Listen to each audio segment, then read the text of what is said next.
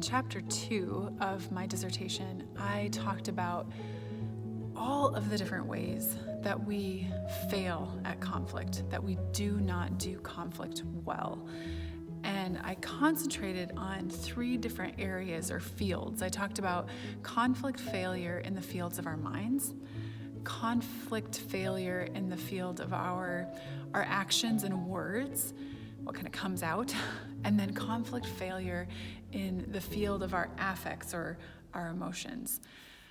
And let me just be very upfront, and that is that, I'm stating the obvious, but lots of people, so many people are not good at conflict, myself included.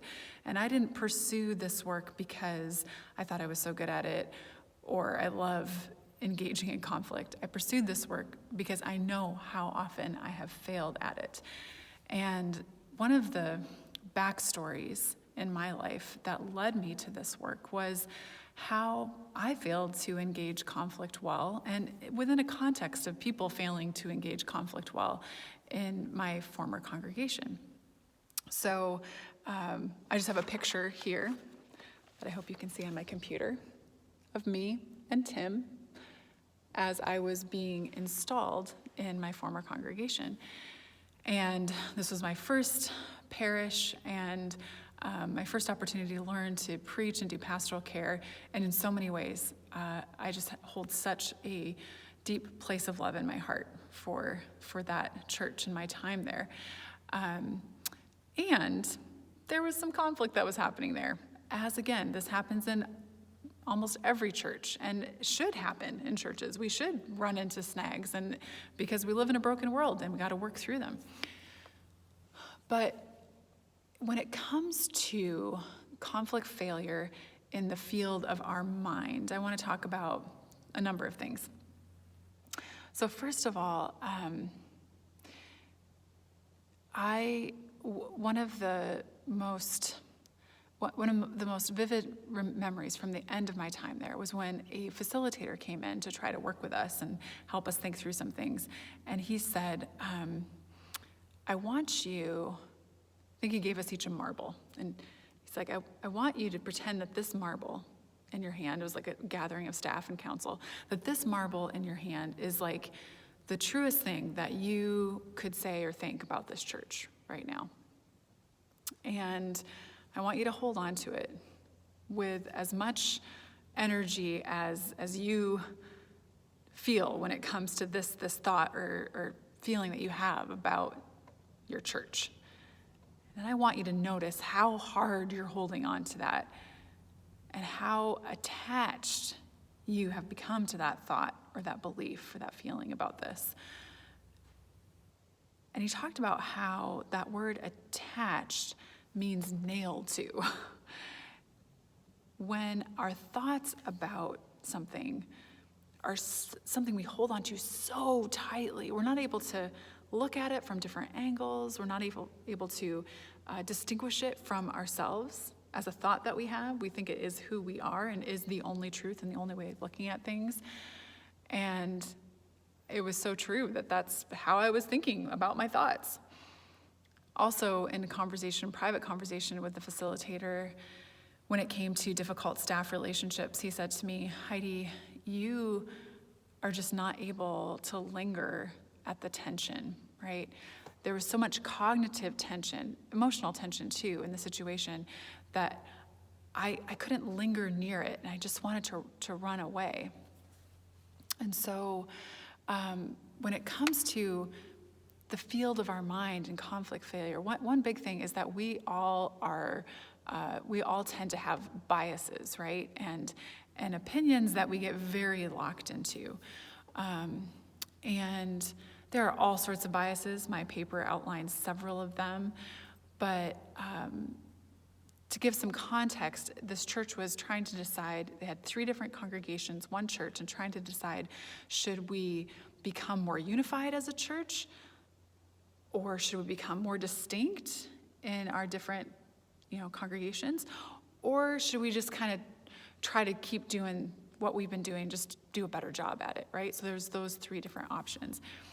And as people would talk about those options, we tended to fall into these trenches and ruts and ways of thinking. One of the biases that we tend toward is kind of the contrast effect, which means that if there are two extremes that are put out there as options, but there's also an option of like kind of the middle of the road, we tend to go for the middle of the road because the contrasts seem too difficult on either side, and so we go for the one in the middle because it seems the easiest. Well, let's just keep doing what we do and just do it a little bit better. Let's not totally restructure. Or there's what's called the belief perseverance bias, where, this was a conversation that had happened at this church a number of times, and so some people had already kind of formed an opinion about what needed to be done and or not done, and you tend to then, if you've kind of formed an opinion, you tend to look for evidence and look for arguments that continue to support the opinion that you already have. So your belief perseveres, right? And it's difficult to challenge that.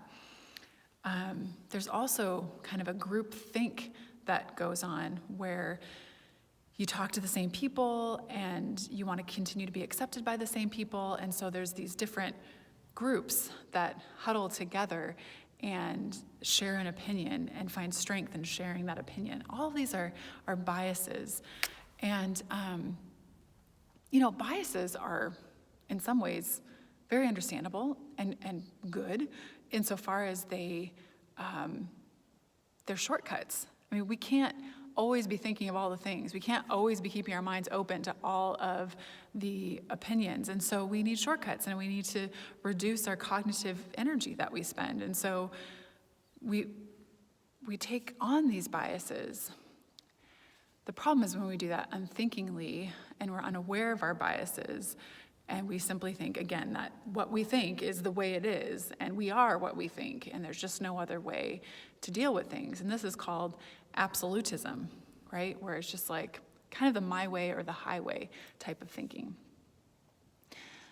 So in our church congregation context, we had different groups, different factions, and I think a lot of churches deal with that. There are then in-groups and out-groups, right? There are subgroups that war against each other, so to speak. And one of the most vulnerable admissions in my reading came from Christina Cleveland, who wrote this book, Disunity in Christ, Uncovering the Hidden Forces That Keep Us Apart. And she admitted straight up, right at the beginning, that she had a tendency to see herself and her group as the right kinds of Christians, and to see others and other groups of Christians as the wrong types of Christians. And when our minds are organized that way, when our minds are organized along the ruts of bias or along the in-group and the out-group, the right kinds of Christians and the wrong kinds of Christians, this does not help us do conflict well. Another thing I write about in this area of conflict failure in the field of our minds is mental models of conflict. And by that I mean when you have a way of talking about conflict and thinking about conflict that doesn't help conflict to go any better. So I've already talked about the battlefield. If that's the major metaphor that you use for conflict, that, again, reduces it to winners and losers and battles that we fight or avoid, and that might not be the most helpful mental model for conflict around in difficult conversations. Another mental model, which I think has some really good uses, but can also be a problem sometimes, is what's called the pressure cooker model for conflict. So I've learned in some of my work in the past to think about when we're having a conflict, you want to make sure that there is enough energy in the conversation to keep it going and for it to be productive, right? So you want it to get hot enough, but not too hot that people jump out, right? And Or another way is talking about a rubber band, where you want there to be some tension in order for there to be energy in the conversation. And you want it to be enough that it doesn't just, get slack, but you don't want it to be so much that it snaps. And if people in the conversation have the pressure cooker or the rubber band model going on in their minds, there is this fear that, I got too close, it got too hot, better cool it way down, and then it cools way down. Or, we're almost gonna snap, better release all the tension. And so, if leaders, facilitators of conversation have that in the back of their mind, that's one thing. But if the participants in a difficult conversation are thinking along the terms of those mental models, the fear of getting too hot or the rubber band snapping can keep people from having good energy and to engage the conflict. Another subpar mental model of conflict is just even in the phrase conflict resolution. So often we talk about being good at resolving conflict, right? And that's a mental model of conflict, is that conflict is a tension that's meant to be resolved or solved. And to an extent that's true, and there are some conflicts that we certainly want to be able to solve or resolve, but there are some conflicts that aren't going to resolve and are maybe just going to change shape as opposed to going away completely. And so even that mental model of conflict as something that needs resolution can be a bit deceiving and unhelpful in some kinds of conflicts. The way that we look, the mental model that we have of what Jesus did on the cross is another piece of the conversation when it comes to conflict failure in the field of our mind. This is probably the crunchiest part of my dissertation, the place where I had to do the hardest thinking, and I feel like I've only scratched the surface. I know that at Westside, I did a whole series right around this time when I was writing this on what it means that Jesus died on the cross. What are the different ways of looking at that? And I just feel like language fails when we try to grasp all that there is to grasp about the work of Christ on the cross. But here's one thing. When it comes to how we think about it, okay? Again, so this is a mental model in our minds for how we think about the cross. When we reduce what happened on the cross to an act of violence that was deemed necessary by God the Father against God the Son in order to expiate our guilt, there's a reduction there that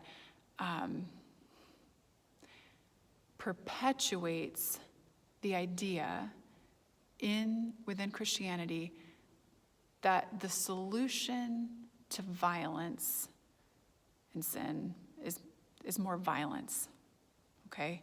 That violence solves for violence. And I'm not going to get too deep into this right here. There's a philosopher, René Girard, that I did some studying of, or studied those who studied him, because he's so smart and complex.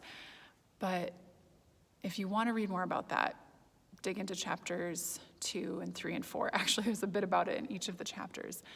But there's something problematic about reducing the work of Christ on the cross to violence, solving for violence, that tends to perpetuate violence in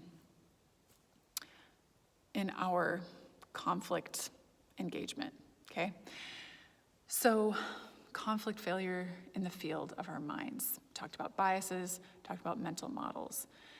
But then there's also conflict failure in the field of our words and actions. I did a fair bit of reading, I read a book on nonviolent communication, which is a response to the way that communication tends to be so violent, right? And another book that I've read and really enjoyed is Crucial Conversations, Tools for Talking When the Stakes Are High. And in both of these books, they talk about the ways in which our language can be violent, not just with respect to hate speech or, using words to really demean a person, but there are all sorts of ways that we can be violent in our speech. In Crucial Conversations, they talk about forcing meaning into the pool. When you're in a conversation, you think about the conversation as a pool. When we force meaning into the pool, instead of just placing the meaning into the pool, that is violent. And there are all sorts of ways we can do that. When we overstate things, when we change the subject, when we change the subject, when we label, when we stereotype, these are all kind of violent ways of communicating. So there are acts of violence in our words and communications, but there are also acts of silence where we purposefully keep meaning out of the pool, and that can be just as much a failure in the field of our words and actions when we just avoid talking, or we sugarcoat what there is to say, and that just kind of acts as a mask or a shield and keeps the conversation from going where it needs to go. When we use sarcasm, those are all sorts of ways to silence the conversation and fail when it comes to having good conversations. When I think about our church, I think that it's less that, I don't know the earlier history. I'm assuming that there were violent ways of communicating and silent ways of communicating that made conflict not go well back in the early 90s, when I think some of the major conflicts happened. But perhaps in the last 30 years, the biggest thing has been silence, attending toward not talking about things because we don't want to rock the boat, we don't want to open Pandora's box, we don't want to say something that will make someone else leave. And so there has been conflict failure in the field of our words by actually not using our words and resorting to acts of silence that keep the important conversations from happening. So there's the conflict failure in the fields of our minds, and these all overlap, of course, in the fields of our words and actions, but then also in the field of our emotions or our affects, our internal world. I'm going to use a quote here from Rosenberg, who wrote Nonviolent Communication. He said, "At the root of much, if not all violence, whether verbal, psychological, or physical, whether among family members, tribes, or nations, is a kind of thinking that attributes the cause of conflict to wrongness in one's adversaries and a corresponding inability to think of oneself or others in terms of vulnerability, what one might be feeling or fearing or yearning for or missing." There's a lot going on in our internal worlds that we ignore in ourselves and in others. In this part of chapter 2, I talk about grief and how the sadness of loss, not just losing a loved one, but the loss of the way church used to be, or the loss of members in the church, or a loss of a pastor, or the loss of a particular way of doing things, that there's grief associated with that. And when we don't process that grief, that leads to conflict. And when there are unengaged conflicts, that leads to more grief. So attending to the sadness that we have about things that aren't the way they used to be is an important part of moving forward.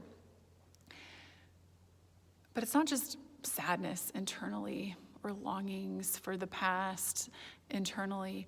There's also what's going on for a lot of us in our conflicts is we have unmet needs for approval and for acceptance and for empathy. And we spend a lot of energy in our conflicts trying to avoid people who trigger feelings of unacceptance in us, or trying to win people over in such a way so that we can feel accepted and approved of. Dietrich Bonhoeffer, so this is the Bonhoeffer Reader, edited by my brother-in-law. So there's a lot of Bonhoeffer books in here, but in his book, Life Together, he talks about the emotional community. In contrast to what we'll talk about later, the spiritual community and the emotional community, and he's talking about Christian community, but an emotional community, instead of Christ being at the center, mediating all of our relationships, there is this desire to keep some people out, right? But there's also this desire to fuse with other people and to get our emotional needs met through other people in ways that are not healthy. And this creates snags and backups and explosions in our conflict engagement. When we're not dealing with the conflicts that are going on inside, whether they're internal cognitive dissonance, where it's like I think this way, but I also think this way, and I can't quite figure out what to think, or when there's various emotional pieces that we're not dealing with inside, when there's anger or fear or worry that we're not acknowledging. Those disintegrated pieces of ourselves internally can contribute to conflict failure among people. So that is a 22-minute summary of conflict failure in the fields of our minds, our words and actions, and our internal emotional world.